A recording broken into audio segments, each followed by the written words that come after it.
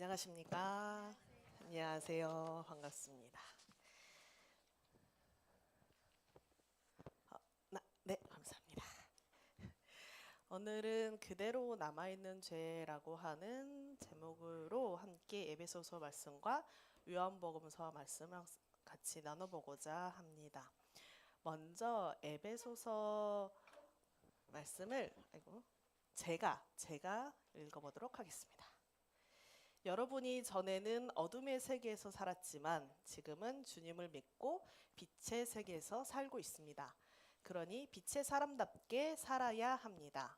빛은 모든 선과 정의와 진실을 열매 맺습니다. 주님을 기쁘게 하여 드리는 일이 무엇인지를 가려내십시오. 그래서 열매를 맺지 못하는 어둠의 행위에 끼어들지 말고 오히려 그런 일을 폭로하십시오. 사람들은 그런 일들을 숨어서 하는데 그것들을 말하기조차 부끄러운 일들입니다. 모든 것은 폭로되면 빛을 받아 드러나고 빛을 받아 드러나면 빛의 세계에 속하게 됩니다.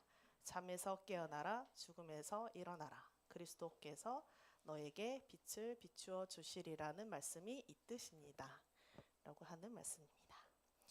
요한복음서 말씀은 1절부터 41절 말씀인데요. 제가 축약해서 공유 드려보도록 하겠습니다. 어느 날 예수님이 길을 가시다가 날때부터 시각장애인인 사람을 만납니다. 이 이야기 기억나시지요? 제자들이 그 날때부터 시각장애인인 사람에게 이렇게 묻습니다. 아니, 저 사람이 저렇게 날때부터 시각장애인이 된 것은 누구의 죄 때문입니까? 저 사람의 죄 때문입니까? 아니면 부모의 죄 때문입니까? 아시다시피 당시 사람들은 장애와 질병을 누군가의 죄의 결과물로 이해했기 때문이었습니다. 질병이나 장애의 어떤 원인을 개인에게 돌리는 방식이었습니다. 그런데 예수께서는 그 질문의 틀 자체를 거부하십니다. 예수님은 아니요, 저 사람은 죄를 지은 것도 아니고 혹은 그의 어떤 부모가 죄를 지은 것도 아닙니다. 라고 답변합니다. 예수께서는 장애와 질병의 원인을 이 개인의 잘못이나 어떤 죄로 환원하려고 하는 그때 당시의 종교적 논리를 거부하십니다. 그리고 날 때부터 시각장애인이었던 이 사람의 눈에 진흙을 바른 뒤에 실로암 못에 가서 보냄받았다라고 하는 실로암 못에 가서 씻으라고 하셨고 그 사람은 가서 씻었고 그랬더니 마침내 앞을 보게 되었다라고 하는 이야기입니다. 그런데 이 이야기가 더 있습니다. 41절까지 쭉 이어집니다. 유대 지도자들이 그 사실을 믿지 않았습니다. 그래서 사람들이 바리새파 사람들에게 그 사람을 끌고 가서 추궁을 합니다. 진짜로 눈이 떠진 게 맞아? 보이는 게 맞아요? 정말 예수라고 하는 사람이 어떻게 했는데 어떻게 했길래 앞이 보이게 됐는데 라고 하면서 추궁을 합니다. 그리고 그걸로도 충분치 않았는지 그의 부모님들에게 찾아가서 추궁을 합니다. 이게 어떻게 된 일입니까? 그리고 다시 또 그 사람을 찾아가서 또 추궁합니다. 왜냐하면 이 사건이 우리 한국교회에서 많이 소화해 왔듯 어떤 치유의 사건이라기보다 당시 종교적 질서를 흔든 어떤 사건이었기 때문입니다. 그들에게. 그래서 어떤 사람은 예수라고 하는 사람이 안식일에 저 시각장애인이었던 사람을 안식일에 앞이 보이게 만들었다라고 보고 그것을 보고서 안식일을 예수가 지키지 않는 사람이다. 그렇게 지키지 않았으니 예수라고 하는 사람은 하느님에게서 온 사람이 아니다라고 이제 얘기를 하기도 하고요. 또 죄인을 어떻게 다루느냐라고 하는 이야기도 나옵니다. 결국 계속해서 추궁받던 눈을 뜨게 된 앞이 보이게 된 이 사람은 이 바리새파 사람들을 향해서 아니 도대체 예수가 하느님에게서 온 사람이 아니라면 도대체 누가 하느님에게서 온 사람이겠습니까? 라고 하는 말을 결국 바리새파 사람들이 있는 자리에서 하게 됩니다. 그런데 사실 이미 이 바리새파 사람들과 유대 지도자들은 예수라고 하는 사람을 그리스도, 구원자, 메시아라고 고백하는 사람을 회당에서 쫓아내기로 결의를 한 바가 있었습니다. 그래서 이 사람들은 이 눈을 뜨게 된, 앞이 보이게 된 이 사람을, 아니 당신은 죄 가운데서 태어났으면서 죄인이면서 감히 우리를 가르치려고 하느냐라고 하면서 그를 회당 밖으로 쫓아냅니다. 그래서 쫓겨난 이 사람은, 앞을 보게 된 이 사람을 예수님이 찾아가서 대화를 나눕니다. 그때 예수는 이렇게 얘기합니다. 자신이 이 세상을 심판하러 왔다고, 못 보는 사람은 보게 하고 보는 사람은 못 보게 하려 한다고 말씀하십니다. 그랬더니 주변에 있던 바리새파 사람들이 역정을 내는 것 같아요. 아니, 우리가 앞이 안 보인단 말입니까? 왜? 무슨 말입니까? 라고 따집니다. 예수는 여러분들이 앞이 보이지 않는 사람이면 도리어 죄가 없을 텐데 지금 여러분들은 앞을 다 본다고 말하시니 당신들의 죄가 그대로 남아있습니다 라고 하는 것으로 오늘 본문이 41절까지가 매듭이 지어집니다. 오늘 이 요한복음의 9장 말씀은 시각장애인이 이른바 눈을 떠서 앞을 보게 되었다는 어떤 치유의 은사라던가 사건이라던가 기적의 이야기에 초점이나 방점이 찍혀 있기보다는 진실을 보지 않으려고 하는 사람들에 대한 이야기, 알면서도 누군가를 걸려 넘어지게 하는 사람들에 대한 이야기, 혹은 앞을 다 본다면서도 보이면서도 안 보는 척하는, 안 보이는 척하는 사람들에 대한 이야기로 읽혀집니다. 오늘로 돌아와서 이 본문들을 지금의 오늘에 적용한다면 우리는 무엇을 보고 있을지, 무엇을 본다고 제가 말하면서 무엇을 보지 않으려 하고 있을지 곰곰이 생각을 해보게 됩니다. 우리는 지금 집단 학살과 점령, 침공의 그 경란 속에서 휘말려 들어가고 있습니다. 이익을 위해서 잔혹한 폭력을 국가 차원에서 정당화하는 시대를 지나고 있습니다. 최소한의 윤리나 도덕도 설득력이 떨어지고 먹히지 않고 있습니다. 더욱 파멸적인 군사력 경쟁 속으로 빠져듭니다. 평화를 지키기 위해서 우리가 더 많은 무기를 가져야 한다고 말합니다. 방위 산업을 더욱 키우고 자주 국방을 위한 군사력을 강화해야 한다고 합니다. 하지만 우리는 더 많은 무기가 평화를 가져온 적이 없다는 것을 알고 있습니다. 강대국들의 이 패권 경제 속에서 가장 큰 대가를 치르는 존재들은 언제나 보다 작은 이들이었고 작은 존재들, 평범한 사람들과 작은 나라들의 사람들이었습니다. 생명을 죽이는 이 무기들을 팔면서 우리는 주식을 이야기했고 경제 성장을 말하고 있습니다. 지금 기존의 세계 경제가 흔들리고 있다지요. 미국이 물건을 만들어서 부를 키우는 경제보다 금융과 자산에 의존하는 경제가 커졌다지요.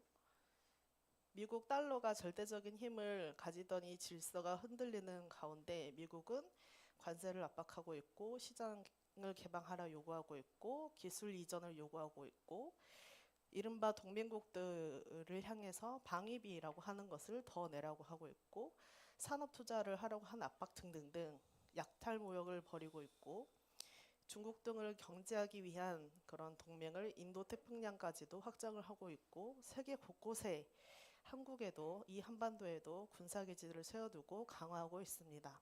그리고 어제 트럼프 대통령이 결국 한국에 파병을 요청을 하였다지요. 우리 한국 역시 너무나도 이 구조 속에 깊이 들어와 있습니다. 미국이 이른바 무역 전략이라고 하는 것 혹은 이른바 군사 전략이라고 하는 것, 이 가운데 동시에 그 전략에 적용이 되는 대표적인 표본이 된 국가가 된 지 오래이고 우리 한반도는 이 서태평양의 전략의 어떤 전초기지가 된 지 오래입니다. 그런데 이번 주에 또 많은 일들이 있었지요.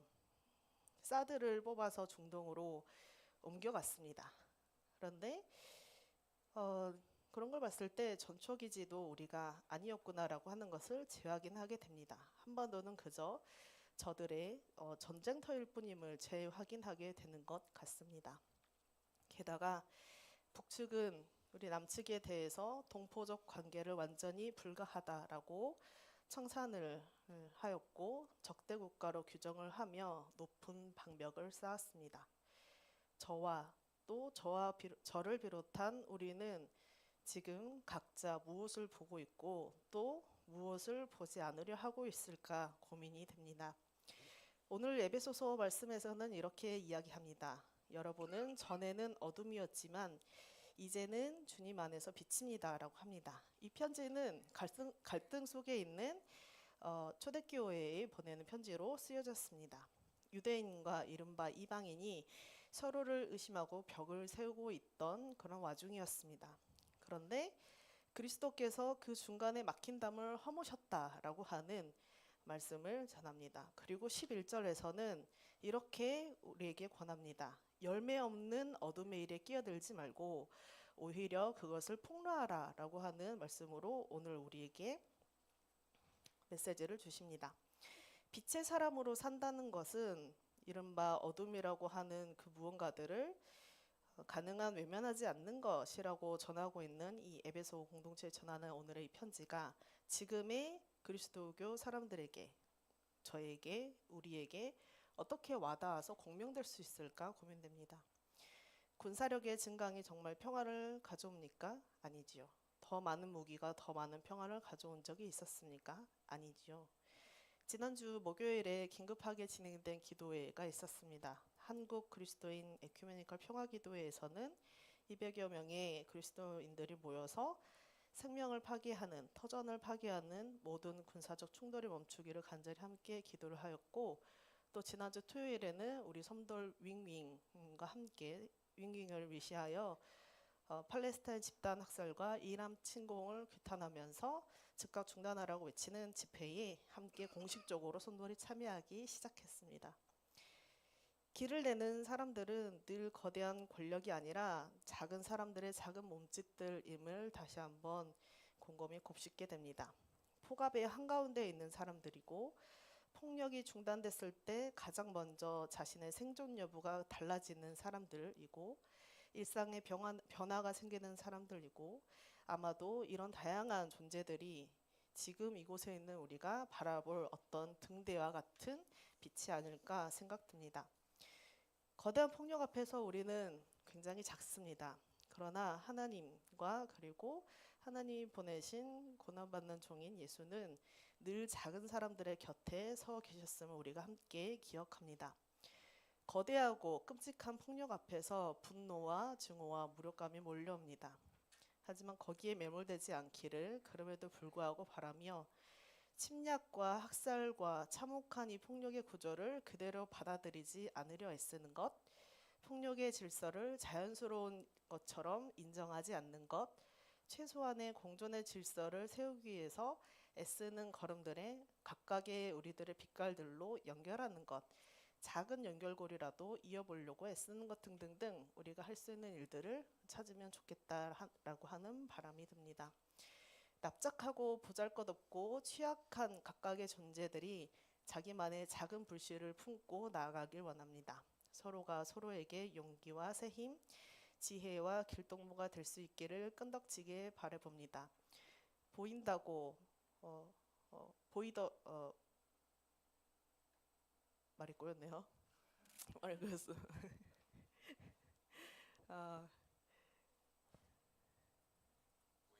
네, 보인다고. 네, 보이지만 보이지 않는 척. 생명이 갉아먹히고 목숨이 꺼지고 터전이 사라지는 것을 알면서도 그 길을 가고 있는 그 걸음들이 그대로 남아있는 죄 중에 가장 큰 죄가 아닐까 오늘 다시금 돌아봅니다. 이 말씀을 덧붙이고 싶습니다. 저와 우리가 서로가 정말 무엇을 보고 있는지, 무엇을 보고 있는지 곰곰이 되새김 해봅니다. 잠시 침묵으로 기도하시겠습니다.